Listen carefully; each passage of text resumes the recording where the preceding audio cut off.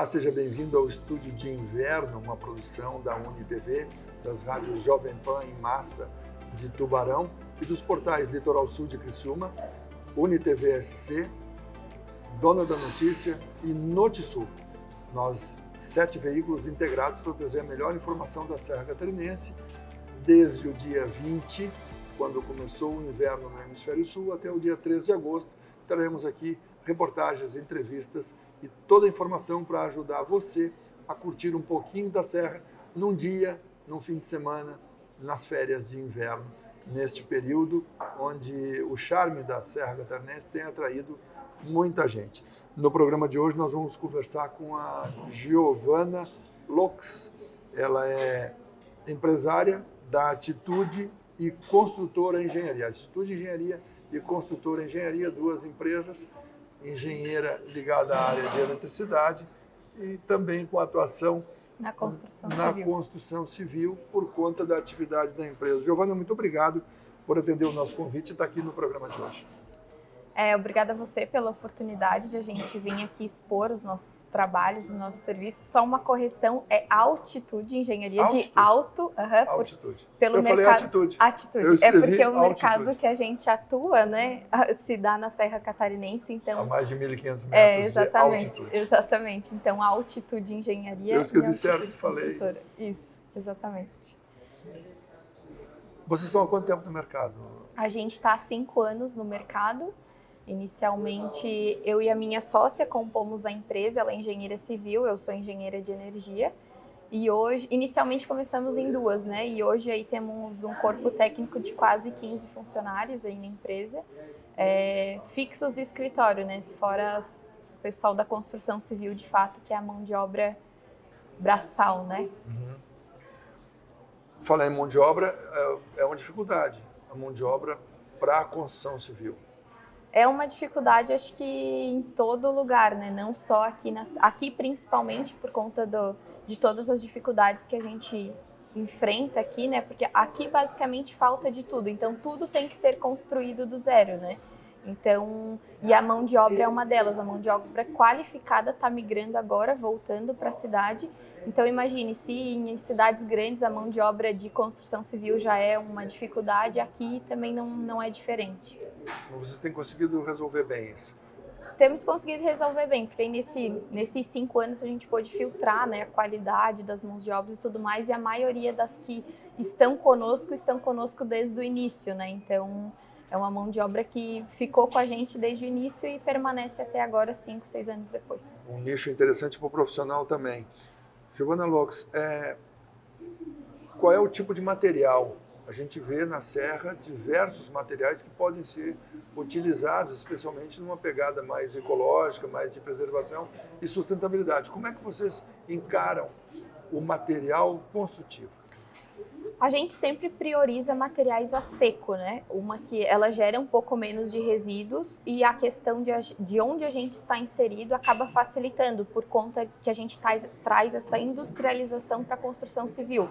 Por exemplo, o Light Steel Frame, quando a gente acaba utilizando, que é a maioria das nossas obras, ela traz essa qualidade térmica e acústica que a serra precisa por conta dos frios intensos que temos aqui, e uma construção convencional de alvenaria, ela não traz essa qualidade térmica, né? Então, tanto pelas nossas localizações de obras serem uma dificuldade de acesso e tudo mais, a gente prioriza esses materiais mais a seco, trazendo tanto a qualidade na obra depois que a pessoa reside ali dentro, e tanto na agilidade da construção, né? Por exemplo, comparando hoje uma obra mínima que você vai iniciar de uma cabana, né, que é o que mais tem aqui na cidade, a gente demoraria uns 4 meses em método convencional.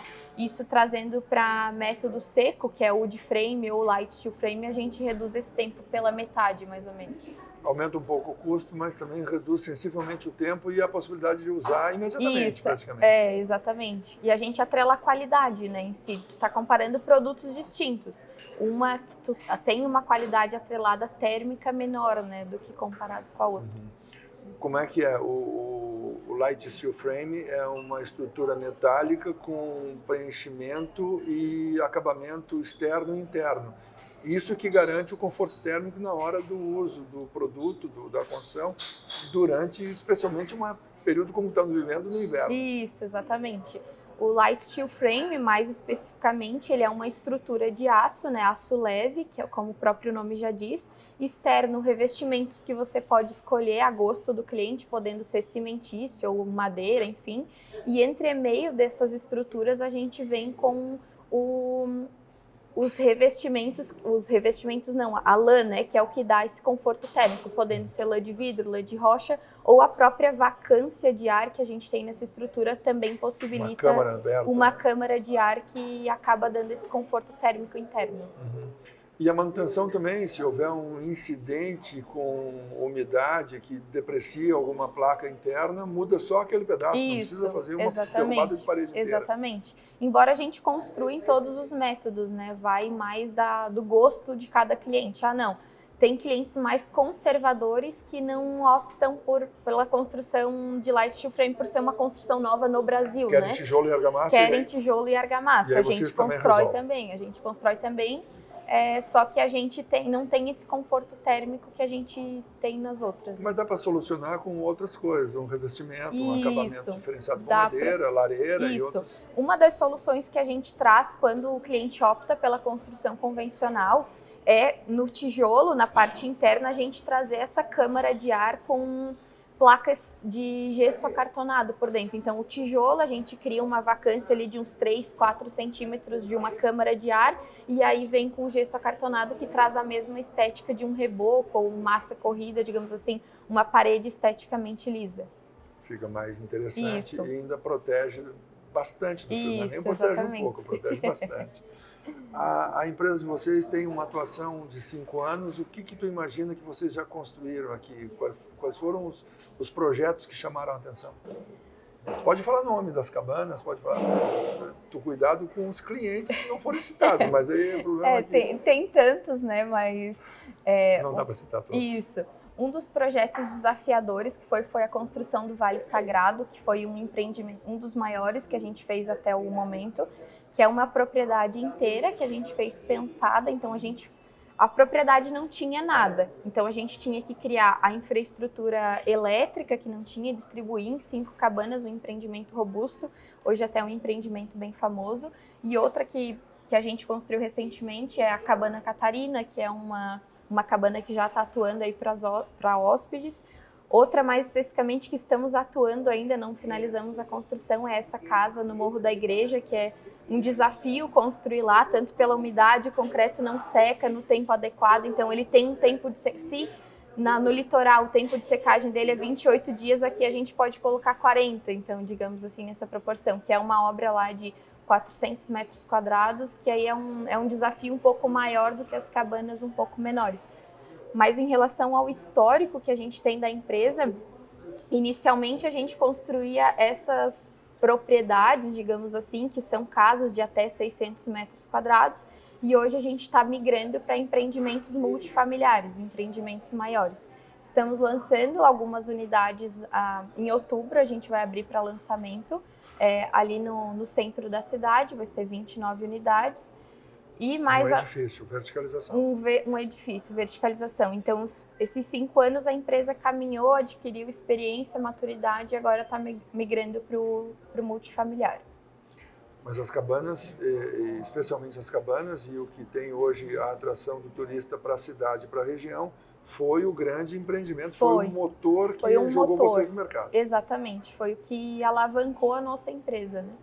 Muito difícil no começo? Muito difícil. Inicialmente trabalhávamos só com projetos e gerenciamento, só que isso não trazia a previsibilidade financeira, né? O cliente ia lá com o arquiteto, elaborava, não, é isso que eu quero. E a hora que sentava à mesa para entender quanto isso custa, não, isso não cabe no meu bolso, voltava para uma fase, não, vamos diminuir e ajustar um pouco os custos. Então, essa trilha que a gente caminhou até agora nos trouxe essa precisão na precificação das obras, que é muito importante tanto para o relacionamento com o cliente quanto aí para essa questão multifamiliar, entender a precificação da obra em si, né? E garantir a entrega. E garantir a entrega, não demora, exatamente. tu faz um projeto e o projeto não é executado, Exatamente. gera uma frustração no Exatamente. artista, né? Um engenheiro que pensou e que acabou não vendo a obra finalizada. Exatamente. Esse é o Estúdio de Inverno, estou conversando com a Giovana Locks. Ela é da Altitude Engenharia e da Altitude Construção. O Estúdio de Inverno é uma realização da UniTV, aqui de Tubarão. Nós estamos no Guardião do Avencal, em Urubici, trazendo esse projeto para as rádios Massa FM e Jovem Pan FM de Tubarão e para os portais Litoral Sul, de Criciúma, Dona da Notícia, UniTV SC e Notisul. A gente vai e volta em instantes.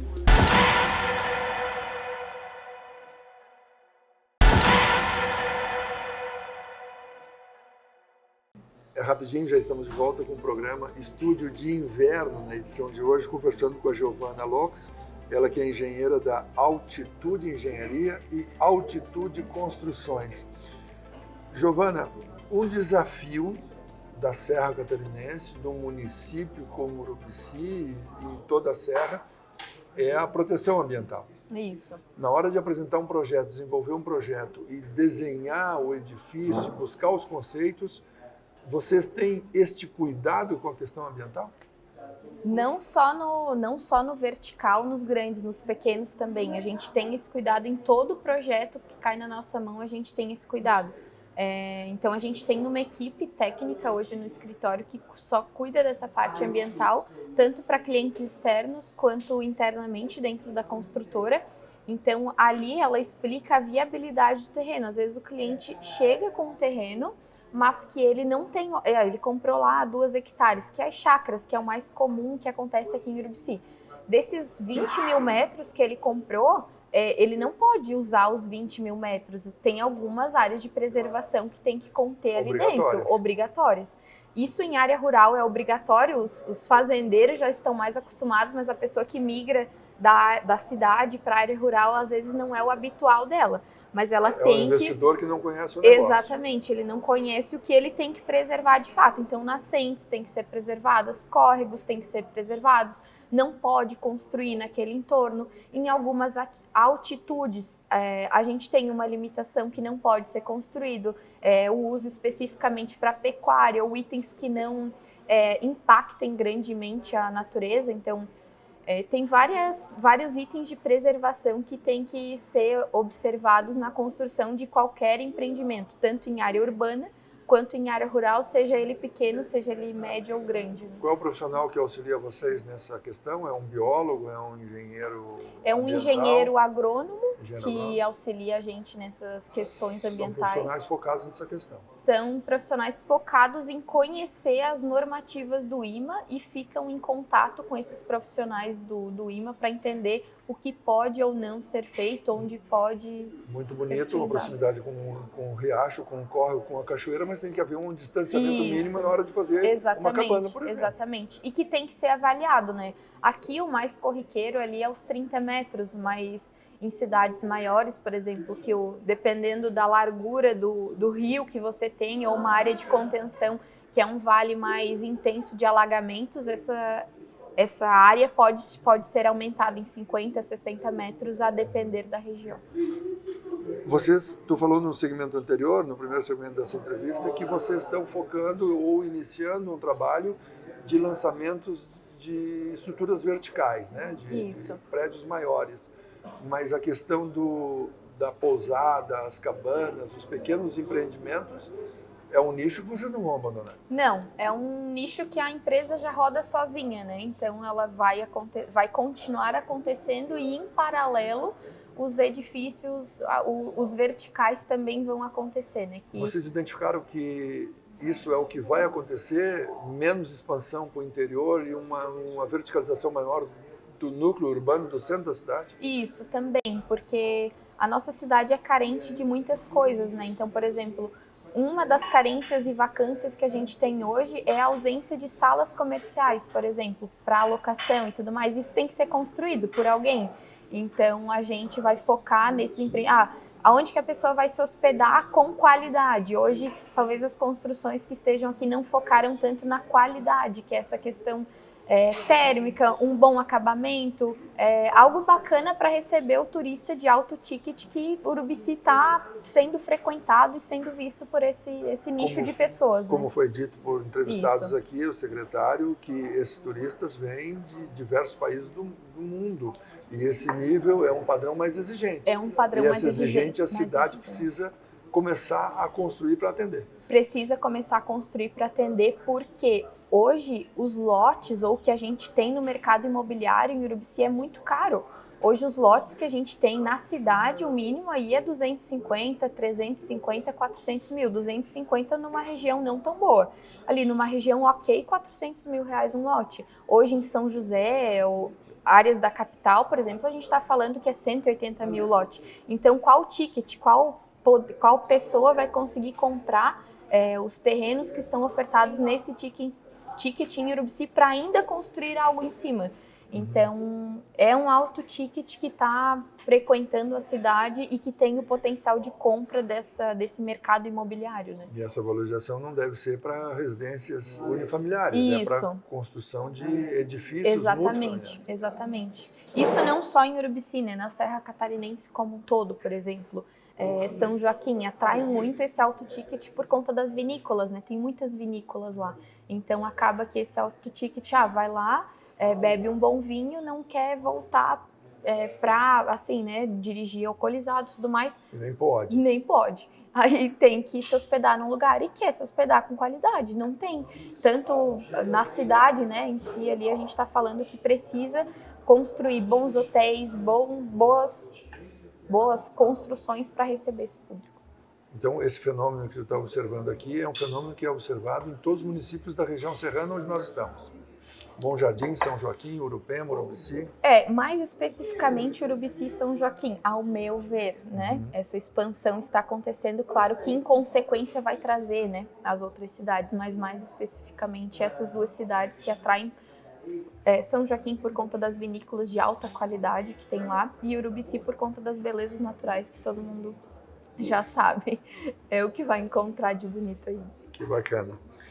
Giovana Locks, muito obrigado pela sua entrevista aqui no programa Estúdio de Inverno, na edição de hoje. Obrigada a você pela oportunidade de falar um pouco do que a gente gosta de fazer. Muito obrigado. E obrigado a você que acompanhou a edição de hoje, diretamente do Guardião do Avencal, onde nós somos extremamente bem recebidos e estamos produzindo essa série de entrevistas para o Estúdio de Inverno, que é uma realização da UniTV, onde você está nos assistindo agora, das rádios Jovem Pan e Massa de Tubarão e dos portais Litoral Sul, Dona da Notícia, UniTV SC e Notisul. Continue com a nossa programação e até o nosso próximo encontro.